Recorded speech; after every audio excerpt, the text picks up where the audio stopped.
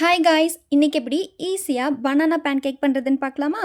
இதுக்காக நான் 2 முட்டை எடுத்திருக்கேன். இதை வந்து உடச்சி ஒரு கப்பில் சேர்த்திக்கலாம். ஒரு அரை டேபிள் ஸ்பூன் அளவு வெண்ணிலா எசன்ஸ் சேர்த்திக்கிறேன். எதுக்காக வெண்ணிலா எசன்ஸ் சேர்த்துறோம் அப்படின்னா, அந்த முட்டையோட ஸ்மெல் நமக்கு வராமல் இருக்கிறதுக்காக வெண்ணிலா எசன்ஸ் சேர்த்திக்கலாம். இப்போ இதை நல்லா பீட் பண்ணி எடுத்ததுக்கப்புறம் நான் 2 ப்ரெட்டை நல்லா கிரைண்ட் பண்ணி எடுத்திருக்கேன். அது கூட 2 டேபிள் ஸ்பூன் அளவு கோதுமை மாவு, கொஞ்சமாக சர்க்கரை, ஒரு பனானாவை கட் பண்ணி போட்டிருக்கேன். இப்போது இதை நல்லா மிக்ஸ் பண்ணிக்கோங்க. மிக்ஸ் பண்ணி விடும்போது நல்லா அந்த பனானாவை ஸ்மாஷ் பண்ணி மிக்ஸ் பண்ணி விட்டுருங்க.